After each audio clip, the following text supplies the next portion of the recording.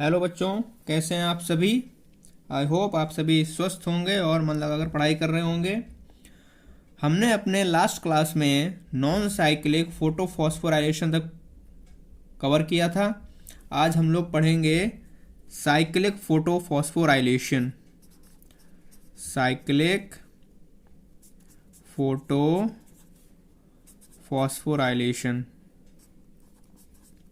Phosphorylation. तो जो cyclic photophosphorylation होता है, इसमें केवल फोटो सिस्टम वन होता है। इसमें केवल फोटो सिस्टम वन होता है। और जो साइक्लिक फोटोफॉस्फोराइलेशन जो प्रोसेस है, ये ग्रेना थैलाकॉइड में अकर होती है, जो कि मेसोफिल सेल्स के अंदर है। इसके अलावा स्ट्रोमा थैलाकॉइड्स में अकर होती है। तो first of all in this cycle only photosystem 1 works। पहली चीज तो ये, इसमें क्या क्या होता है। It consist of chlorophyll A, chlorophyll B, carotenoids and इसका जो रिएक्शन सेंटर होता है, जहाँ से इलेक्ट्रॉन एक्साइट करता है, उसे रिएक्शन सेंटर कहते हैं। जहाँ पर लाइट फॉल ऑन होती है वो क्लोरोफिल ए, और 700 नैनोमीटर की लाइट पे ये वर्क करता है। ठीक है, ये प्रोसेस कहाँ पर अकर हो रही है। It occurs at grana thylakoid और स्ट्रोमा थैलाकॉइड। इसके अंदर साइक्लिक फोटोफॉस्फोराइलेशन होता है।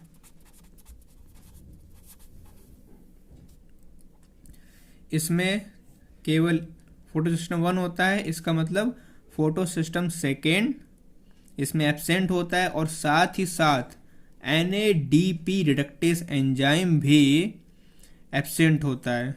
So in this photo system second and enzyme NADP reductase absent. ठीक है, इस साइकिल के समय होता क्या है, तो इसको समझते हैं डायग्राम से। मान लेते हैं लाइट, ये हमारा सन है। इससे लाइट फॉल ऑन हो रही है आपके रिएक्शन सेंटर, जहाँ पर क्लोरोफिल प्रेजेंट है, और यहाँ पर 700 नैनोमीटर की लाइट पे ये एक्टिव हो जाता है। तो 700 नैनोमीटर की लाइट इस पे फॉल ऑन हो रही है। होगा क्या, इलेक्ट्रॉन जो है वो एक्साइट करेगा और पहुंचेगा किसके पास में, इलेक्ट्रॉन एक्सेप्टर के पास में। ठीक है, फिर जो इलेक्ट्रॉन एक्सेप्टर है, ये इसको इलेक्ट्रॉन ट्रांसपोर्ट सिस्टम के पास सेंड कर देगा। इलेक्ट्रॉन ट्रांसपोर्ट सिस्टम, और यहाँ पर जब ये इलेक्ट्रॉन ट्रांसपोर्ट सिस्टम के पास पहुँचेगा तो इसमें ADP प्लस PI से आपकी एनर्जी का फॉर्मेशन हो जाएगा, और ये वापस से लौट के चला जाएगा। ठीक है, तो इसमें जनरली हुआ क्या कि इलेक्ट्रॉन इजेक्टेड हुआ है रिएक्शन सेंटर यहाँ से। ठीक है, ये हमारा फोटो सिस्टम वन है। यहाँ से इलेक्ट्रॉन इजेक्टेड हुआ और वापस से पहुँच गया है सेंटर में। इलेक्ट्रॉन ट्रांसपोर्ट सिस्टम के पास आया और वापस से यहाँ पर मूव कर जाता है। तो ये साइकिल चल रही है। आप देख रहे हैं कि लाइट पड़ी रिएक्शन सेंटर पे, रिएक्शन सेंटर से इलेक्ट्रॉन एक्साइट होकर इलेक्ट्रॉन जो हमारा एक्सेप्टर है उसके पास पहुंचा, इलेक्ट्रॉन एक्सेप्टर ने उसको इलेक्ट्रॉन ट्रांसपोर्ट सिस्टम के पास सेंड किया और हमारी एटीपी एनर्जी का फॉर्मेशन हुआ। इलेक्ट्रॉन ट्रांसपोर्ट सिस्टम उसे वापस से रिएक्शन सेंटर के पास भेज देता है। तो यहाँ पर ये लौट के वापस से इसके रिएक्शन सेंटर के पास पहुंच जाता है, इसीलिए इसे साइक्लिक प्रोसेस कहते हैं। ये बात आपको क्लियर हो गई होगी। So during this cycle the electron from the reaction center of photosystem 1 return back to its reaction center। जैसा मैंने आपको भी समझाया, इसीलिए ये एक साइक्लिक प्रोसेस होती है। ठीक है, ये बात आपको समझ में आ गई होगी। इसमें ऑक्सीजन का इवोल्यूशन नहीं होता, ये आपको ध्यान रखनी है। No oxygen evolution. ठीक है, ऐसा क्यों? क्योंकि यहाँ पर जो आपका वाटर है उसका फोटोलिसिस नहीं होता है, because no photolysis of water occur, या फिर जो फोटोलिसिस है वाटर की वो एब्सेंट होती है।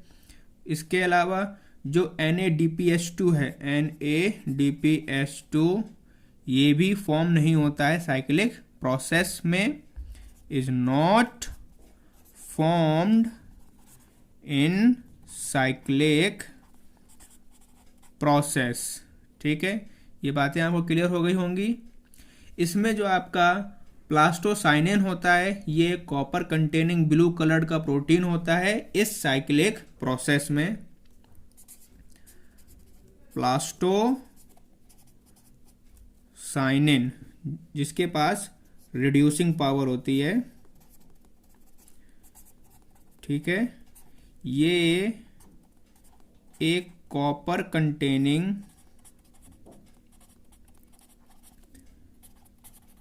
ब्लू कलर्ड प्रोटीन होती है।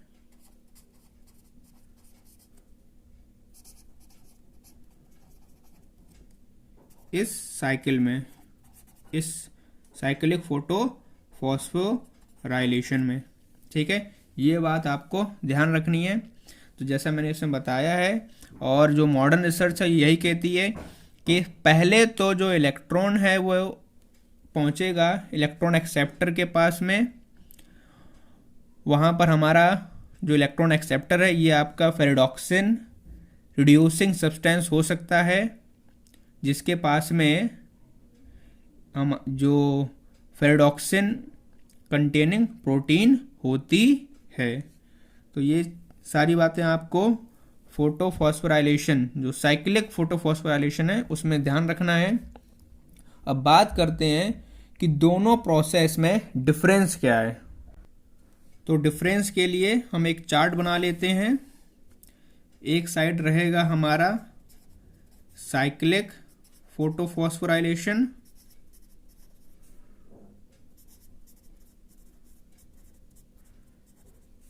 ठीक है, और एक साइड रहेगा नॉन साइक्लिक फोटोफॉस्फोराइलेशन।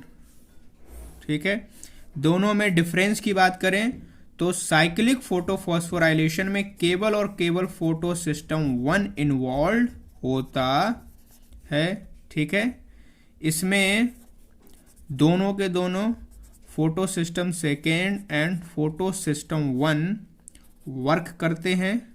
ठीक है, दूसरी चीज, इसमें जो इलेक्ट्रॉन एक्सपेल्ड होता है, इलेक्ट्रॉन इसमें जो बाहर निकलेगा वो क्लोरीन के पास जब 700 नैनोमीटर जो क्लोरोफिल है,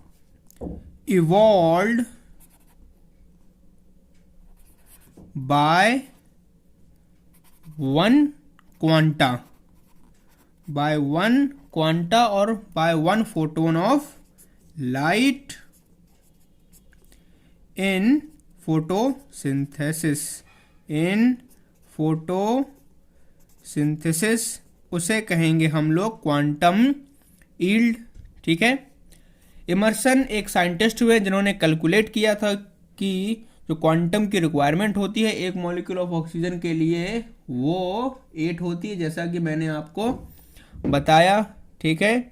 बात करें अगर क्वांटम यील्ड की, तो एक फोटोन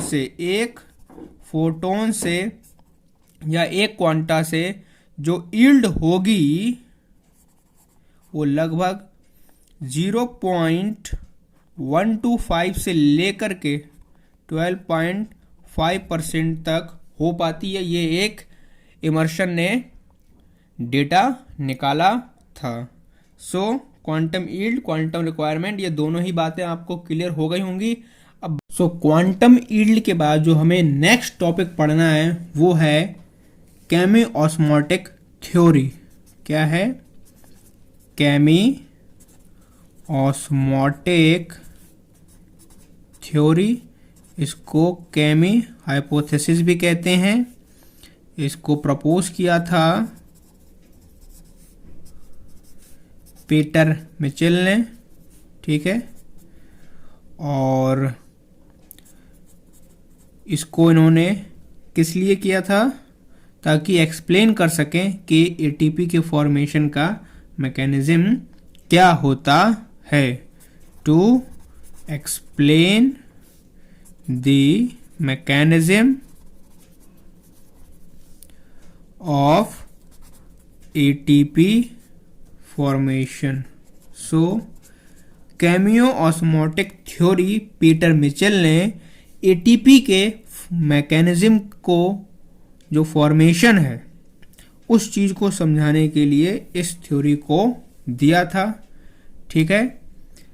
इस थ्योरी में होता क्या है कि सबसे पहले तो ये जान लेते हैं कि इसमें हमें किस किस चीज़ों की ज़रूरत पड़ती है। So this theory requires a membrane, a proton pump,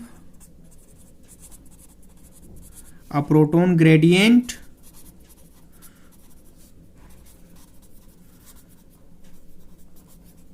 and ATPase enzyme. इन सभी चीज़ों की ज़रूरत पड़ती है।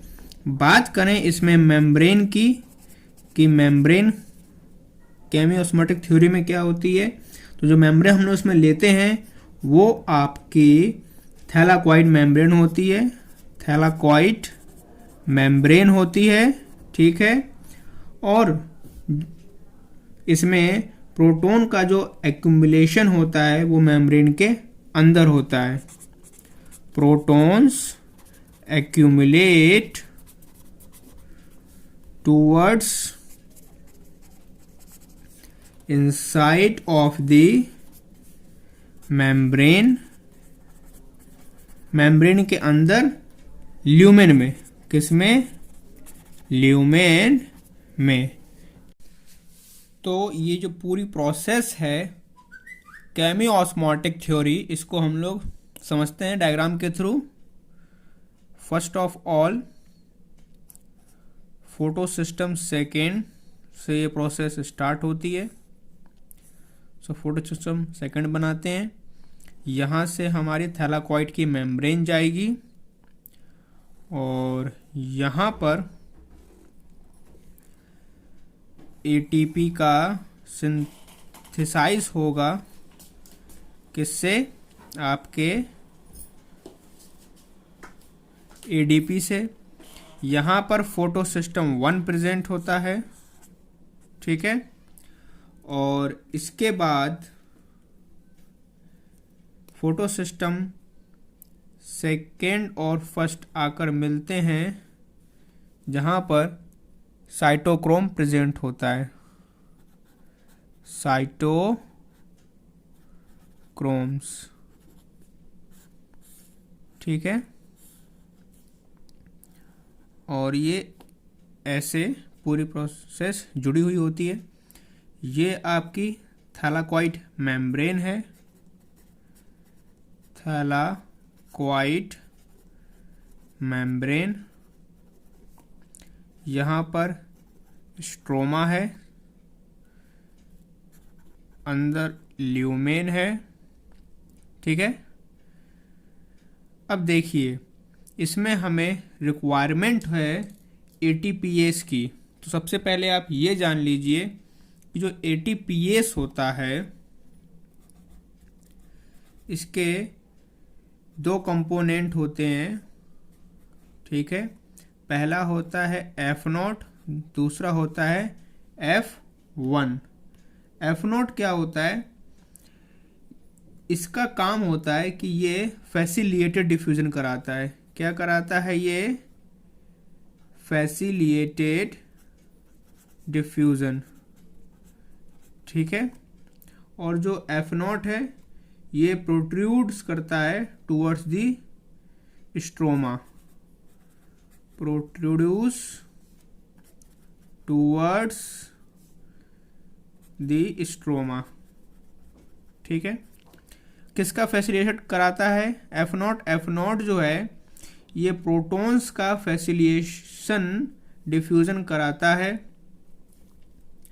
अब इस प्रोसेस को समझने की कोशिश करते हैं। तो हमने पढ़ा था कि फोटो सिस्टम सेकेंड के जो रिएक्शन सेंटर है उसके ऊपर लाइट फॉल ऑन होगी, ठीक है, और वाटर की फोटोलिसिस होगी। तो हमारे पास वाटर होता है, ये ब्रेक डाउन हो जाएगा किसमें? हाफ O2 में और प्रोटॉन्स में, ठीक है। और यहाँ से इलेक्ट्रॉन फोटो सिस्टम सेकेंड के पास जाता है, वो इलेक्ट्रॉन एनर्जी लेकर एक्साइट होता है और साइटोक्रोम के पास पहुँचेगा जहाँ पर इलेक्ट्रॉन कैरियर होगा। अब साइटोक्रोम का जो इलेक्ट्रॉन कैरियर है वो इसको ट्रांसफ़र कर देता है फोटो सिस्टम सेकेंड के पास में। ये हम लोगों ने पढ़ा था नॉन साइक्लिक फोटोफॉस्फोराइलेशन में, ठीक है। जब इलेक्ट्रॉन यहाँ पर पहुँचेगा, ठीक है, और हमने यहाँ देखा कि वाटर के ब्रेक होने से यहाँ पर प्रोटॉन्स थे, तो प्रोटॉन्स की जो कंसंट्रेशन है वो ल्यूमेन के अंदर बढ़ जाती है, ठीक है। तो अब क्या होगा कि ये इलेक्ट्रॉन और जो प्रोटॉन है ये फोटो सिस्टम 1 में NADP से, NADP पॉजिटिव से NADPH प्लस प्रोटॉन बना लेंगे, ठीक है। जब प्रोटॉन NADP से NADPH बना लेगा तो ल्यूमेन के अंदर इसकी कंसंट्रेशन कम हो जाएगी, ठीक है। इसके बाद क्या होगा कि बाहर में, ल्यूमेन के बाहर मतलब कि स्ट्रोमा के पास pH जो है ये हाई हो जाएगा क्योंकि प्रोटॉन बाहर आ गए हैं। इसके बाद क्या होगा कि जो थैलाकॉइड मेम्ब्रेन है इसमें एक प्रोटॉन ग्रेडियंट क्रिएट हो जाएगा। जो ये प्रोटॉन ग्रेडियंट है ये ब्रेक डाउन हो जाएगा क्योंकि ये हमारा जो H प्रोटॉन है ये ल्यूमेन से स्ट्रोमा की तरफ बढ़ेगा, ठीक है। और कहाँ से बढ़ेगा? F0 चैनल से, वो भी ATPase का। यहाँ पर हमारे पास F0 चैनल होता है। ये जो मैंने एरो दिया है ये आपके पास F0 चैनल है।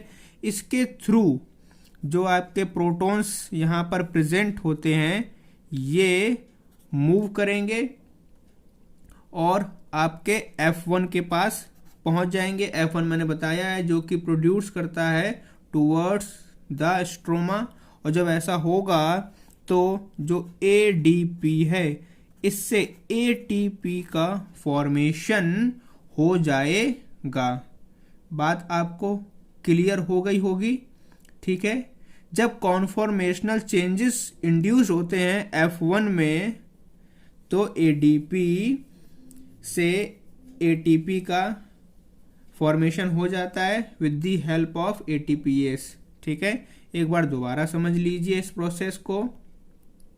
सबसे पहले क्या होता है, वाटर स्प्लिट रिएक्शन होगी ल्यूमेन के अंदर, उससे प्रोटॉन आयंस एक्युमुलेट हो जाएंगे ल्यूमेन के अंदर, और जब फोटोफॉस्फोराइलेशन स्टार्ट होगा तो जो इलेक्ट्रॉन कैरियर है वो मॉलिक्यूल का, वो पास करेगा इलेक्ट्रॉन को इस ल्यूमेन के अंदर वाले इलेक्ट्रॉन कैरियर के पास में, और साथ ही साथ जो प्रोटॉन्स हैं ये भी रिलीज हो जाते हैं inner side of the lumen of the membrane जब आपकी फोटोलिसिस होती है। अब क्या होता है कि जो NADP रिडक्टेस एंजाइम होता है ये हमारे स्ट्रोमा के अंदर लोकेटेड होता है, ये जो मेम्ब्रेन है इसके स्ट्रोमा के अंदर लोकेटेड होता है।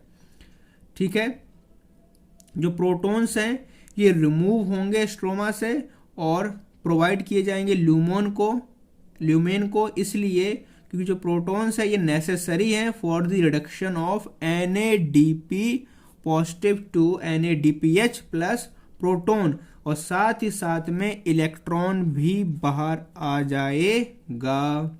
ठीक है, इलेक्ट्रॉन एक्सेप्टर के थ्रू जो कि फोटो सिस्टम 1 में प्रेजेंट होता है, ये आपने पढ़ा था। अब जब प्रोटॉन बाहर आ जाएगा तो ल्यूमेन के अंदर आए जो इस प्रोटॉन की कंसंट्रेशन है वो कम हो जाएगी। ठीक है, इससे एक प्रोटॉन ग्रेडियंट थैलाकॉइड मेम्ब्रेन के अक्रॉस में क्रिएट हो जाएगा। जो प्रोटॉन ग्रेडियंट है ये ब्रेक डाउन हो जाएगा, क्योंकि अब जो थोड़े बहुत प्रोटॉन इसके अंदर बचे थे वो स्ट्रोमा की तरफ जाएंगे with the help of F0, जो कि फैसिलिटेटेड डिफ्यूजन कराएगा किसका, प्रोटॉन्स का, और ये उसकी हेल्प से पहुंचेंगे F1 के पास में, जो कि प्रोट्रूड्यूट कराता है स्ट्रोमा में प्रोटॉन्स को, और जब ऐसा होगा तो ADP से ATP का फॉर्मेशन हो जाएगा।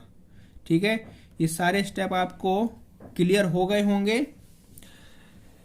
एक बात और, एक और इसमें टर्म आता है that is proton motive force. Proton motive force, ये मैं आपको बताना चाहता हूं। समझते हैं प्रोटॉन मोटिव फोर्स क्या होती है। तो जब differential proton ion concentration proton gradient को डेवलप करेगी और इलेक्ट्रिकल जो पोटेंशियल है अक्रॉस थैलाकॉइड मेम्ब्रेन होगा, तो जो दोनों प्रोटॉन ग्रेडियंट हैं और जो इलेक्ट्रिकल पोटेंशियल है इन दोनों को प्रोटॉन मोटिव फोर्स कहते हैं। सिंपली ऐसा समझ लीजिए कि प्रोटॉन ग्रेडियंट एंड जो इलेक्ट्रिकल पोटेंशियल है इसको कलेक्टिवली प्रोटॉन मोटिव फोर्स कहा जाता है। ये बात आपको ध्यान रखनी है। जो ये प्रोटॉन मोटिव फोर्स होती है ये प्रोटॉन आयन को अलाउ नहीं करती है कि वो ल्यूमेन में रहें, इस ल्यूमेन के अंदर रहें। तो ये क्या करेगा, प्रोटॉन ये स्ट्रोमा की तरफ मूव करना स्टार्ट कर देता है इस चैनल के थ्रू, क्योंकि ये हेल्प करता है फैसिलिटेटेड डिफ्यूजन ऑफ प्रोटॉन। ठीक है, अब पासेज होगी H आयंस की और इससे ATP सिंथेसाइज हो जाएगी ADP से। किस से हेल्प, ADP और पाई से। ठीक है, इससे हमारा ATP का मैकेनिज्म कंप्लीट होता है। मुझे लगता है आपको समझ में आ गया होगा। इसके बाद अब हम पढ़ेंगे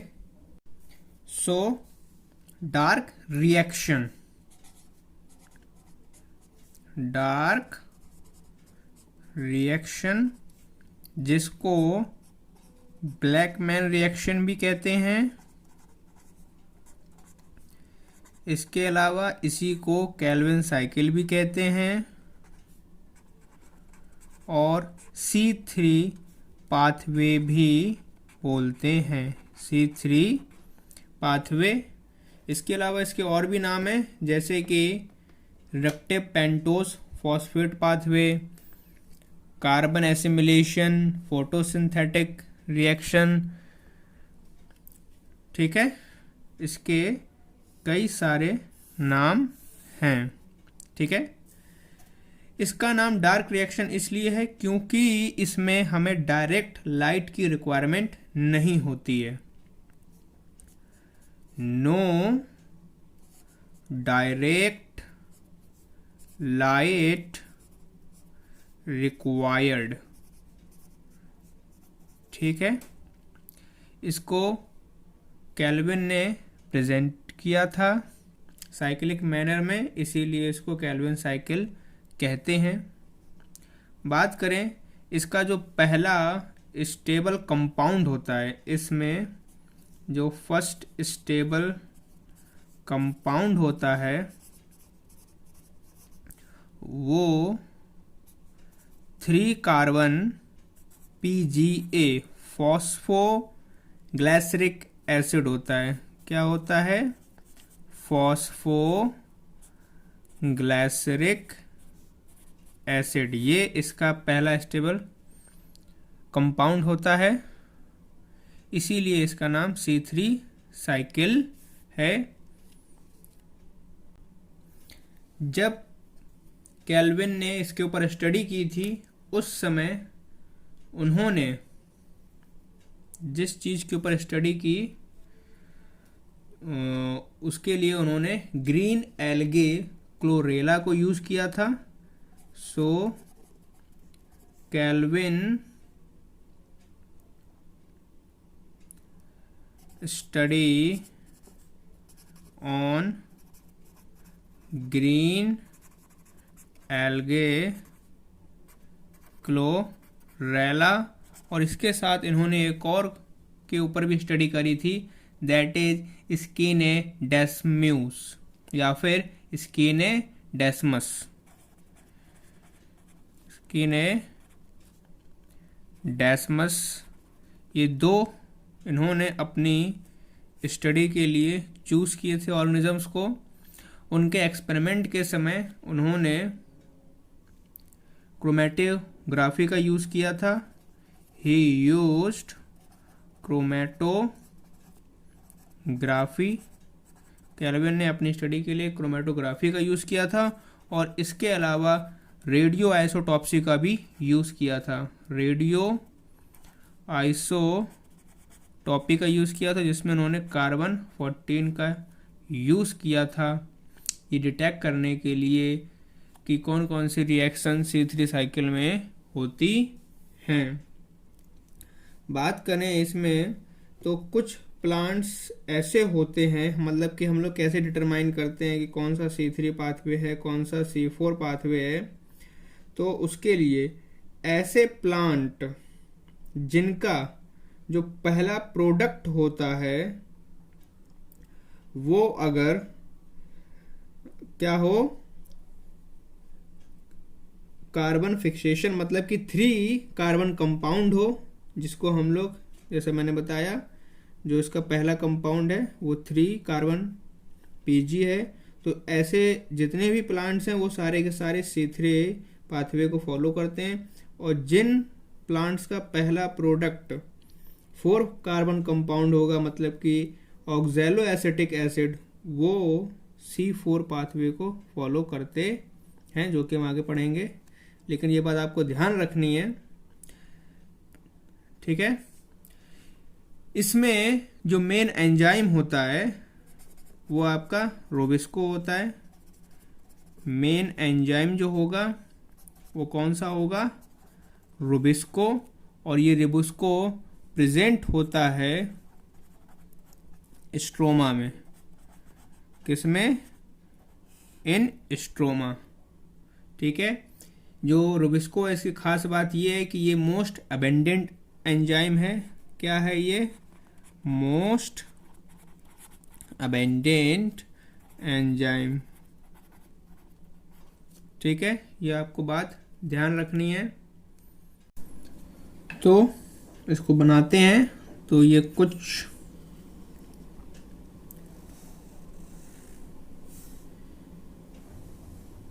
लगभग ऐसी होती है। ये आपके सारी की सारी मेसोफिल सेल्स हैं। ठीक है, क्या हैं ये आपकी मेसोफिल सेल्स। ठीक है, और ये जो मेसोफिल सेल्स हैं ये C4 प्लांट्स में होती हैं। नीचे आपकी बंडल सीट सेल्स हैं और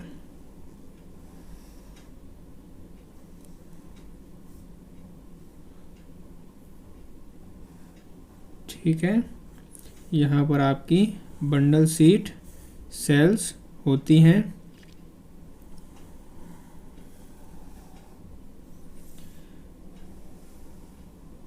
ठीक है, कुछ इस टाइप से इसका डायग्राम होता है। इसमें सबसे पहले क्या होगा कि जो एटमॉस्फेरिक कार्बन डाइऑक्साइड है इसका फिक्सेशन होगा। किसके थ्रू? पैप के थ्रू। ठीक है, पैप मतलब फॉस्फोइनोल पायरुवेट। ठीक है, पैप यहाँ पर हुआ फिक्सेशन, कार्बन डाइऑक्साइड का फिक्सेशन किया और C4 एसिड बनाया। C4 एसिड, जो C4 एसिड बनेगा कार्बोक्सिलेशन के बाद, वो आपका होता है OAA, मतलब कि ऑक्सोलो एसीटेट। यहाँ पर जो पैप होता है आपका, ये 3 कार्बन का कंपाउंड होता है और जो ऑक्सोलो एसीटेट बन के आएगा ये 4 कार्बन का कंपाउंड होता है। ठीक है, इसके बाद में क्या होगा कि इसके साथ ही साथ जो ऑक्सैलो एसिटिक बना है इसमें इसके अलावा मैलिक एसिड भी बनते हैं और एस्पार्टिक एसिड भी बनते हैं। इसके बाद जब ये सारे कंपाउंड्स बन गए, इनको ट्रांसपोर्ट कर दिया जाएगा। क्या कर दिया जाएगा?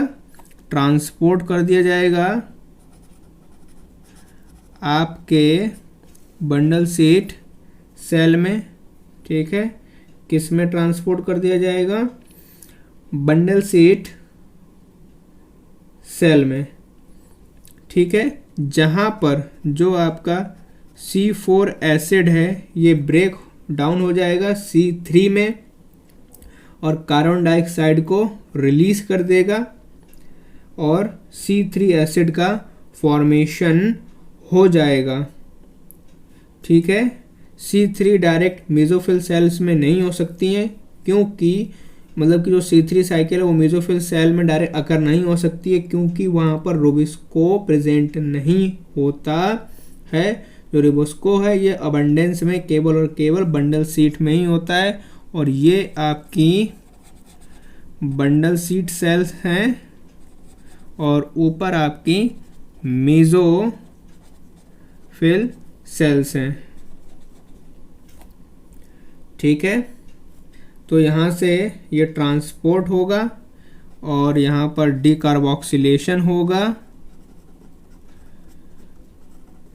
डीकार्बोक्सिलेशन के बाद आपका जो C4 है ये C3 एसिड में कन्वर्ट हो जाएगा। C3 एसिड का मतलब आप समझ गए होंगे, RuBP में वापस से फिर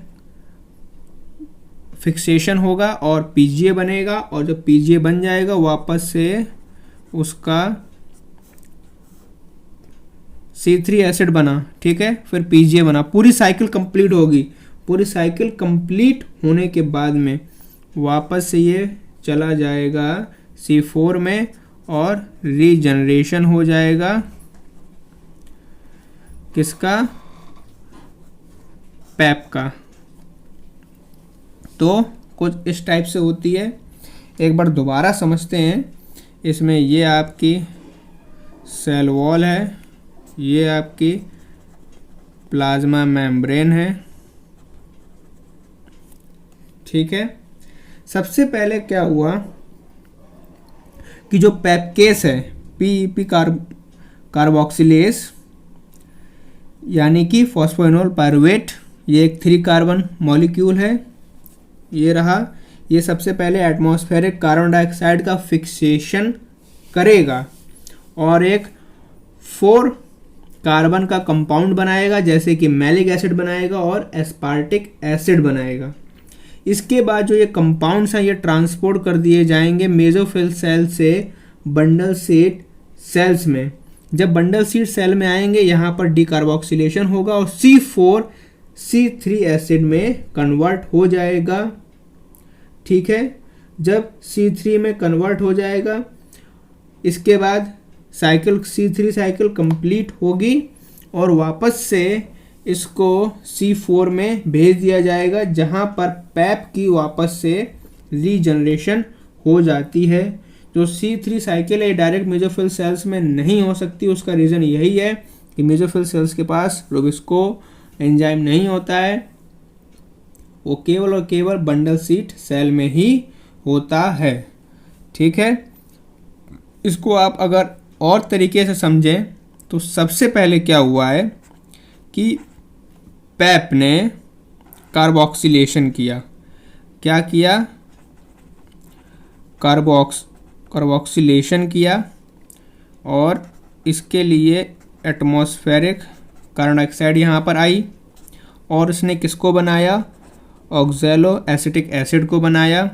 इसके अलावा एस्पार्टेट को बनाया उसने, ठीक है। और इसके अलावा मैलिक एसिड को बनाया, ठीक है। और मैलिक एसिड से बनता है पायरुविक एसिड, पायरुविक एसिड बनाया। तो जो कंपाउंड बनाए कार्बोक्सिलेशन के बाद पैप ने, वो आपके ऑक्सैलो एसिटिक एसिड होते हैं, मैलिक एसिड होते हैं और एस्पार्टिक एसिड होते हैं।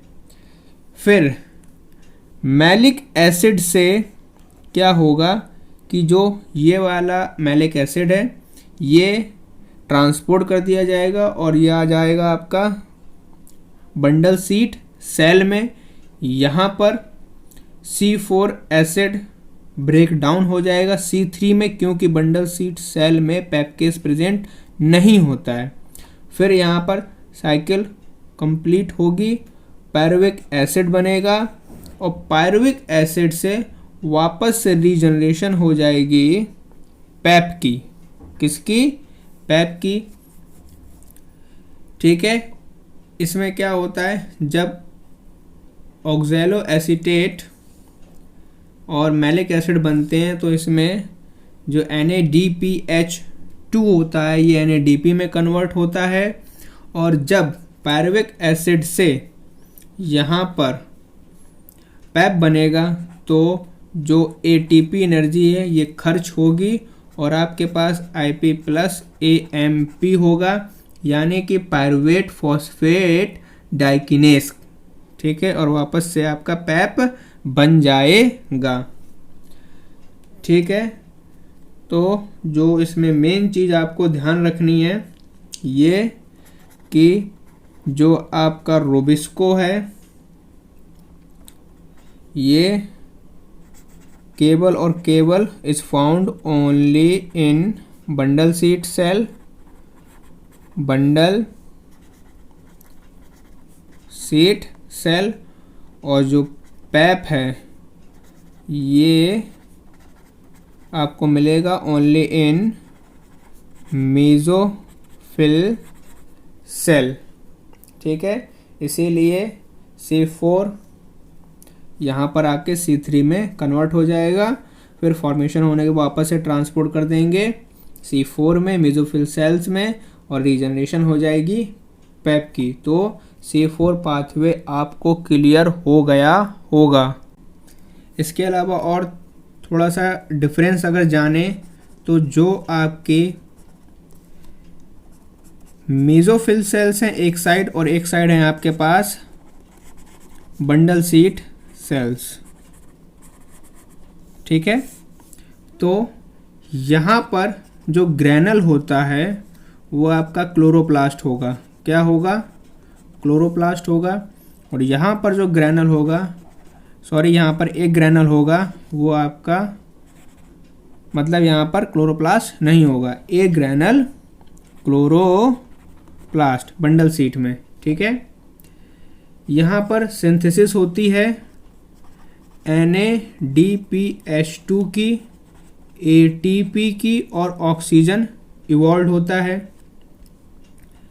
यहाँ पर एब्सेंस होगा जे स्कीम का, एब्सेंस होगा जे स्कीम का, और कोई भी no O2 evolution.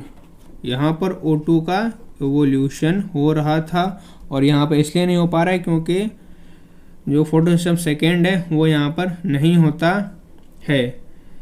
Mesophyll cells में केल्विन साइकिल एब्सेंस होगी, जो केल्विन साइकिल है वो एब्सेंट होगी, और इसके साथ साथ जो एंजाइम रुबिस्को है वो भी एब्सेंट होगा। यहाँ पर क्या होता है कि NADPH2 ये मेसोफिल सेल से C3 साइकिल में अकर कर जाएगा। यहाँ पर NADPH2 कहाँ से? फ्रॉम मेसोफिल सेल्स या फिर मेसोफिल क्लोरोप्लास्ट, और C3 साइकिल अकर होती है आपके बंडल सीट में। ये आपको कुछ डिफरेंसेस पता चल गए होंगे मेसोफिल सेल और बंडल सीट सेल। अब बात करते हैं कुछ special feature of C4 plants. So special feature of C4 plants. तो देखते हैं कि C4 प्लांट्स के स्पेशल फीचर क्या हैं। सबसे पहली बात, जो C4 प्लांट्स होते हैं ये मोर एफिशिएंट प्लांट होते हैं।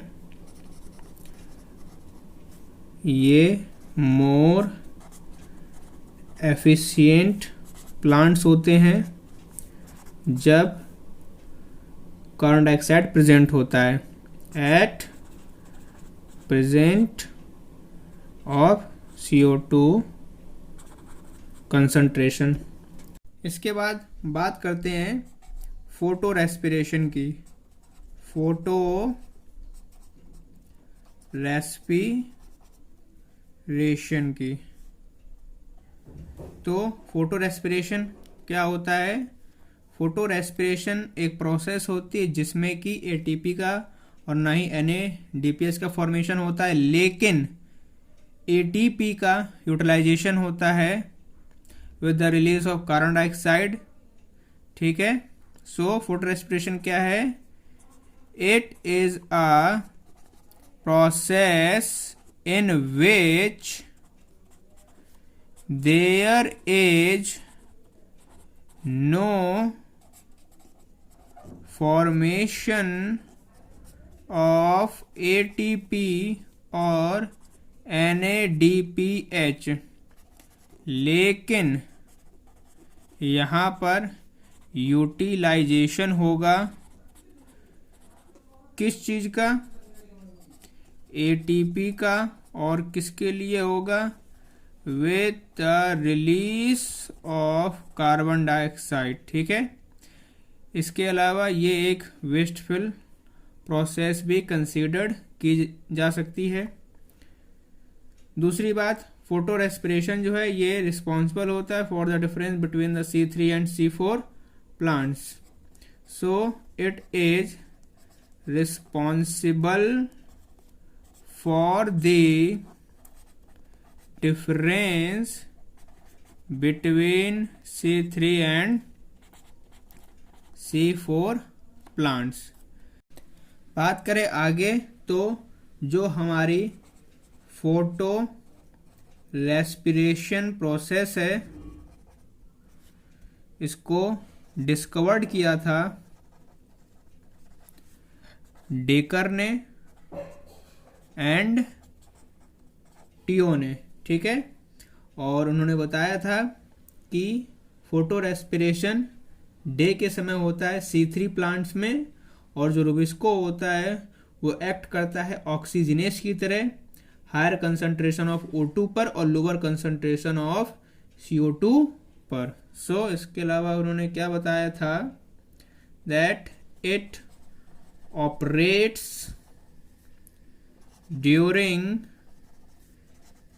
Day time in C3 plants and जो रुबिस्को है वो एक्ट करता है as oxygenase at higher concentration of O2 and low CO2 concentration in the C3 green cells, ठीक है। ये सारी बातें डेकर एंड टियो ने बताई थी।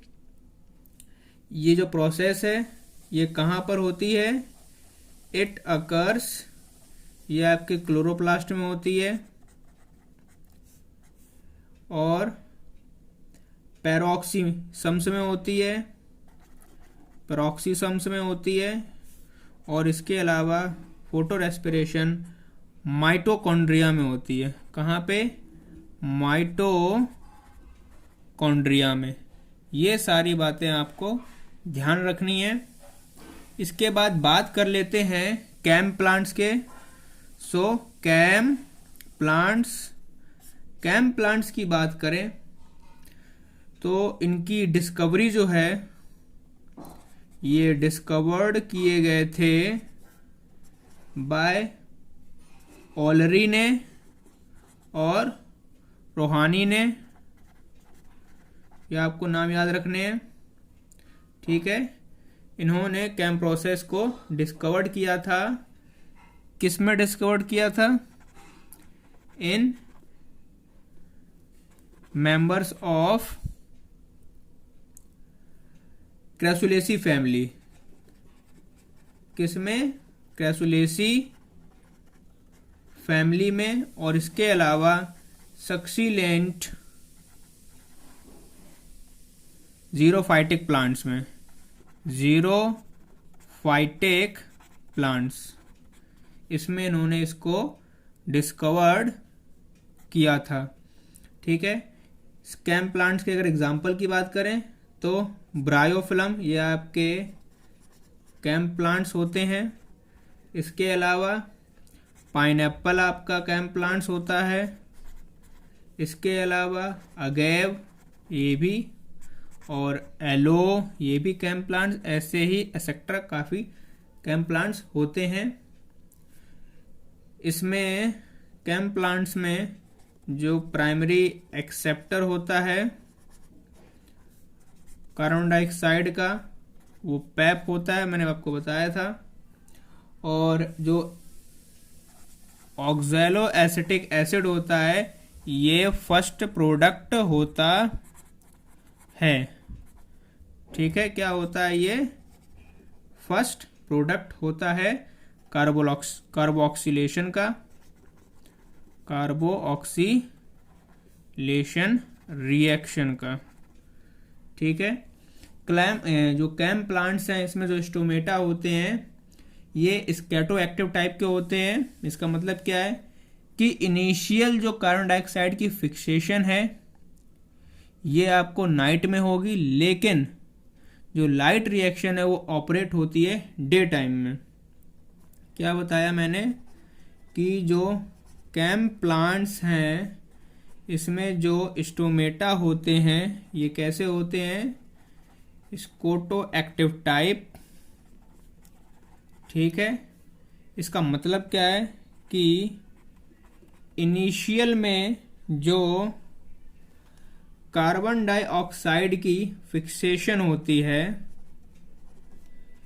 ये आपको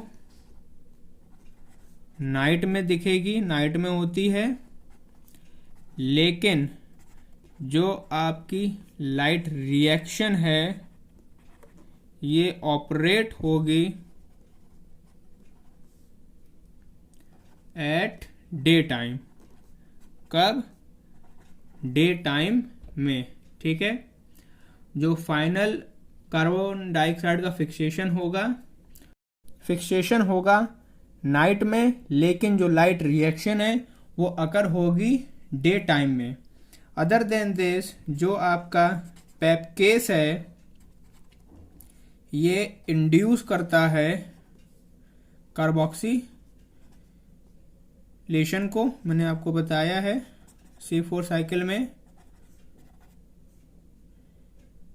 कि जो पेप केस है ये इंड्यूस करता है कार्बोक्सिलेशन को नाइट में। ठीक है, जो पेप कार्बोक्सिलेस है और जो रिबुस्को है ये दोनों के दोनों मेसोफिल सेल में प्रेजेंट होते हैं। PEP carboxylase and rubisco present in mesophyll cells. यहां पर कोई भी क्रैंच एनाटॉमी नहीं होती है, नो क्रैंच एनाटॉमी। ठीक है, इन कैम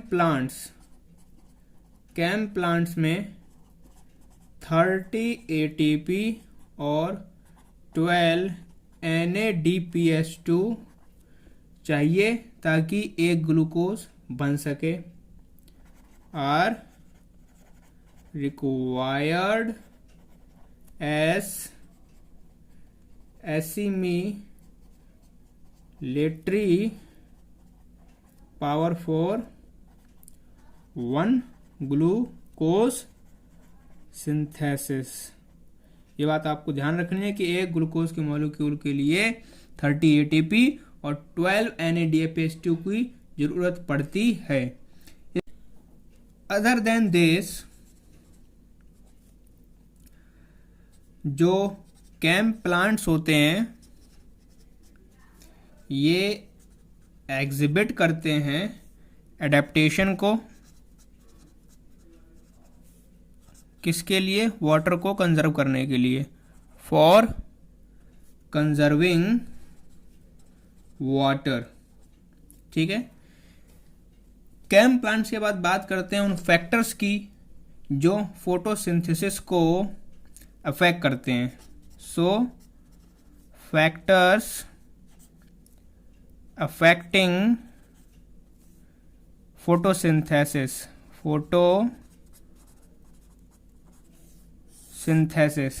पहली चीज, law of limiting factor.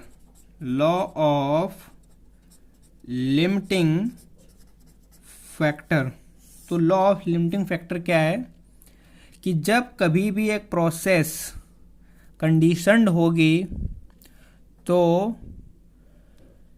Rapidly by number of factors होगी, और जो रेट ऑफ प्रोसेस है ये लिमिट किए जाएंगे by the pace of the slowest factor, जैसे कि carbon dioxide, light, chlorophyll, water and temperature. एक बार दोबारा समझ लिए, जो लॉ ऑफ लिमिटिंग फैक्टर है वो ये कहता है कि when a process is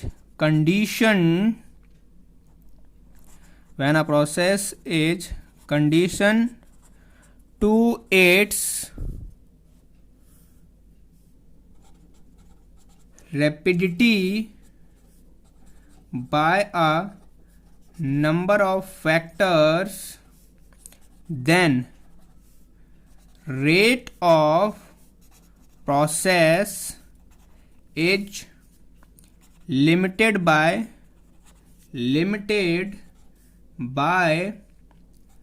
the pace of the slowest factor, जो प्रोसेस है वो लिमिट कर दी जाएगी स्लोवेस्ट फैक्टर के द्वारा। ये लॉ ऑफ लिमिटिंग फैक्टर कहता है। ठीक है, जो कार्बन डाइऑक्साइड है ये आपका लिमिटिंग फैक्टर होती है। क्या होती है? ये आपका लिमिटिंग है। किसमें? क्लियर स्काई में। ठीक है, लेकिन जो लाइट है ये लिमिटिंग है क्लाउडी डेज में।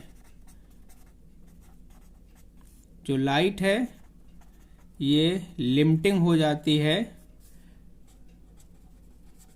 क्लाउडी डेज में और इन डेंस फॉरेस्ट में। कहने का मतलब क्या है कि जब क्लियर स्काई होगा तो आपका कार्बन डाइऑक्साइड लिमिटिंग फैक्टर बन जाएगी, फिर उस पर डिपेंड करेगा कि रेट ऑफ प्रोसेस क्या है, और जब क्लाउडी डेज होंगे तो उस समय हमारी लाइट बन जाएगी लिमिटिंग फैक्टर। ठीक है, जो एटमॉस्फेरिक कंसंट्रेशन है ये लिमिटिंग फैक्टर नहीं होती है। एक खास के लिए वो होते हैं हमारे C4 प्लांट्स और इसके अलावा सबमर्ज हाइड्रोफाइट्स, क्योंकि ये कार्बन डाइऑक्साइड पर डिपेंड नहीं करते हैं। जो आपकी एटमॉस्फेरिक कार्बन डाइऑक्साइड है ये लिमिटिंग फैक्टर नहीं है। किसके लिए नहीं होती है? C4 प्लांट्स के लिए और इसके अलावा सबमर्ज हाइड्रोफाइट्स के लिए, सबमर्ज्ड हाइड्रोफाइट्स के लिए। ठीक है, इनके लिए ये लिमिटिंग फैक्टर नहीं होती है। बाकी इसके अलावा सभी के लिए लिमिटिंग फैक्टर कभी कार्बन डाइऑक्साइड बन जाएगा तो कभी लाइट बन जाएगी। ठीक है, बात करें अगर हम लाइट की, तो लो लाइट की इंटेंसिटी में एक लीनियर रिलेशनशिप होता है, light intensity and rate of photosynthesis.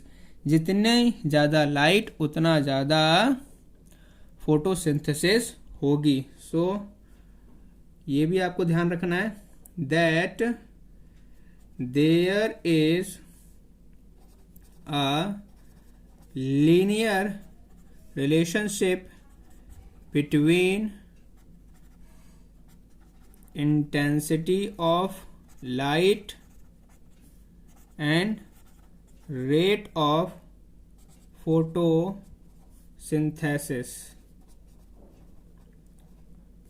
ठीक है, जितनी ज़्यादा इंटेंसिटी होगी उतना ज़्यादा फोटोसिंथेसिस होगा। लेकिन जब रेट ऑफ फोटोसिंथेसिस इक्वल हो जाए रेट ऑफ रेस्पिरेशन के, इस चीज को बोला जाता है light compensation point. Light compensation point. Light compensation point कौन सा होता है? When rate of photosynthesis become equal with the rate of respiration in plants। ठीक है, उसको बोलते हैं लाइट कंपनसेशन पॉइंट। इसके बात करें अदर फैक्टर, तो आपका टेम्परेचर है। देखते हैं टेम्परेचर किस प्रकार से फोटोसिंथेसिस को अफेक्ट करता है। तो जो ऑप्टिमम टेम्परेचर होता है किस चीज के लिए? For photosynthesis. फॉर फोटोसिंथेसिस ये आपका 20 से 25 डिग्री सेल्सियस होता है फॉर C3 प्लांट्स के लिए। किसके लिए?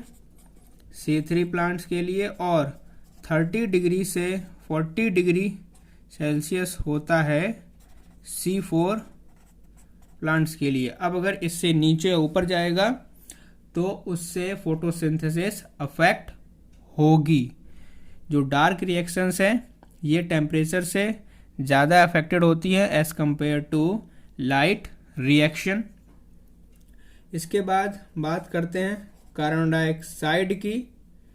तो जो कार्बन डाइऑक्साइड है, अगर इसका रेट 0.05% बढ़े, रेट ऑफ फोटोसिंथेसिस जैसे जैसे इंक्रीज होती है, तब तो कोई दिक्कत नहीं है। लेकिन अगर कंसंट्रेशन CO2 की ज़्यादा हो जाती है तो वो टॉक्सिक हो जाती है प्लांट की, और इससे हमारा स्टोमेटा बंद हो जाता है। अगर CO2 बिटवीन 0.03 एंड 0.04 रहे तब तो बढ़िया है, इसमें सबसे बढ़िया तरीके से फोटोसिंथेसिस होगी। लेकिन एक पर्टिकुलर चीज़ है, अगर इंक्रीज हो कोई an increase in CO2 concentration, कहाँ तक? 0.05% तक, तो जो rate of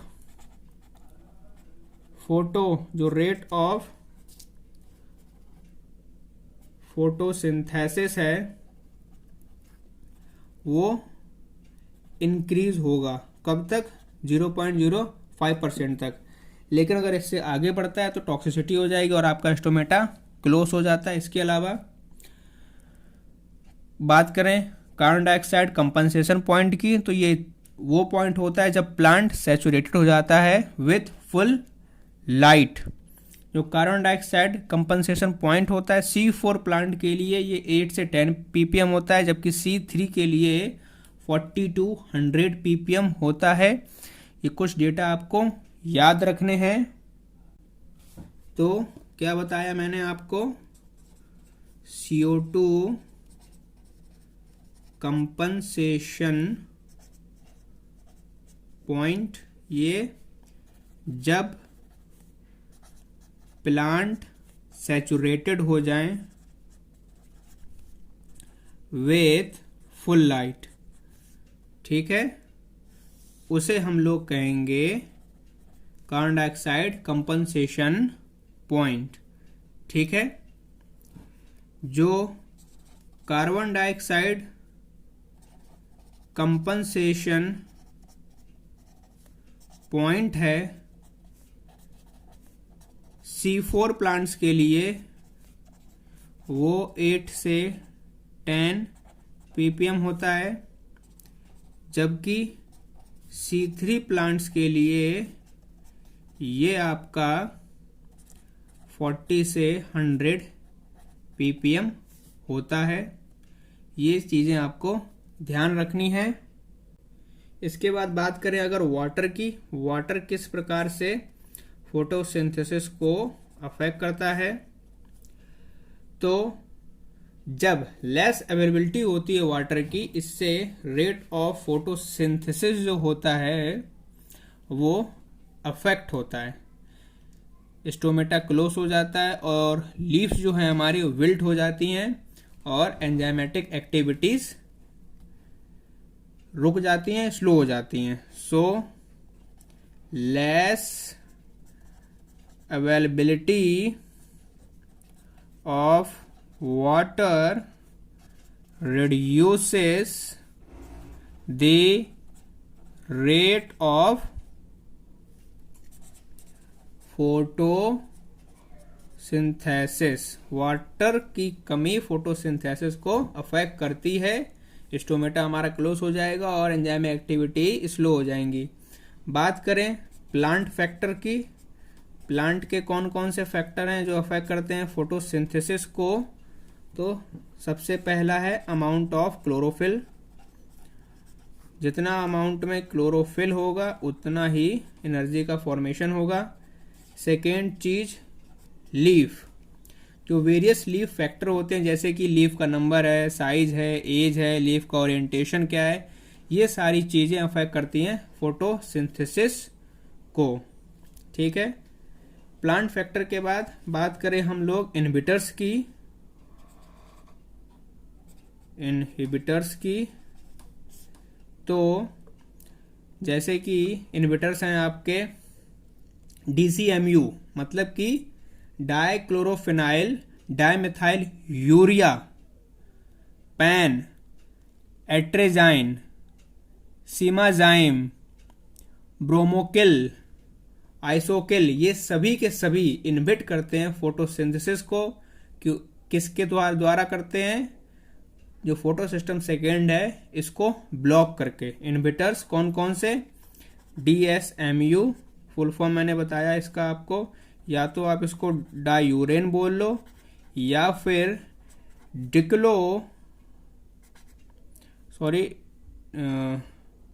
die chlorophenyl dimethyl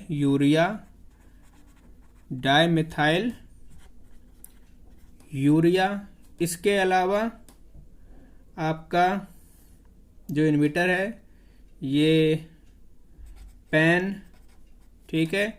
इसके अलावा एट्रेजाइन, इसके अलावा सीमाजाइम, इसके अलावा ब्रोमोसिल, इसके अलावा आइसोसिल, ये सारे के सारे इनहिबिटर्स होते हैं।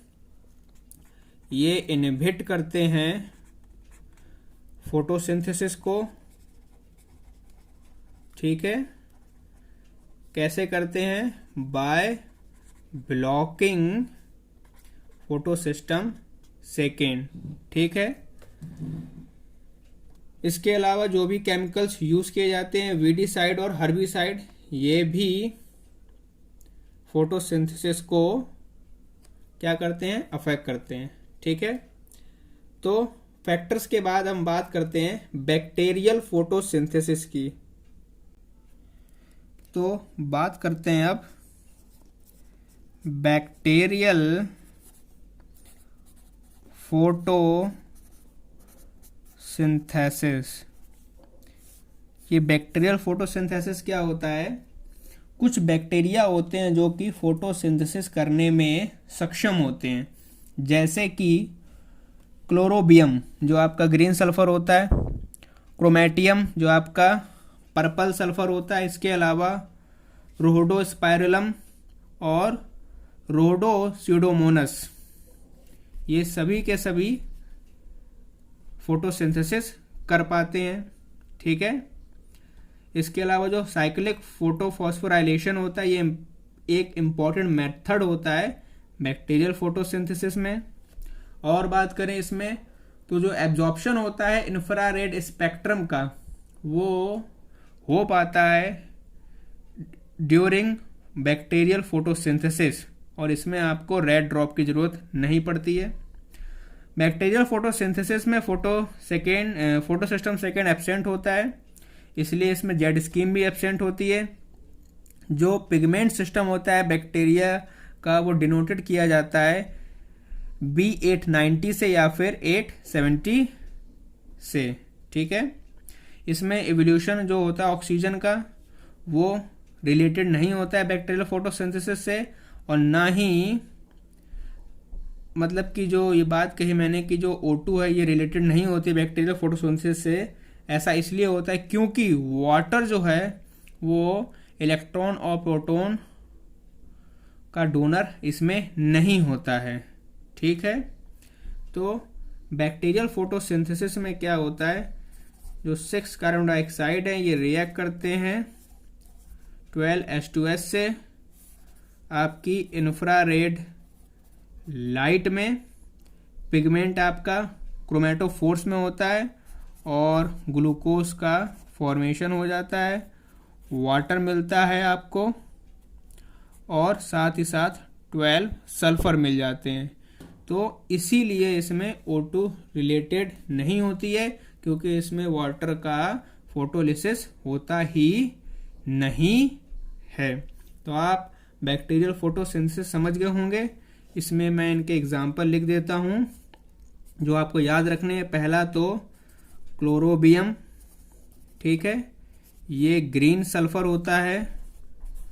बात करें क्रोमेटियम की, तो जो क्रोमेटियम है ये पर्पल सल्फर होता है। इसके अलावा रोहोडोस्पाइरलम ये कर पाते। इसके साथ साथ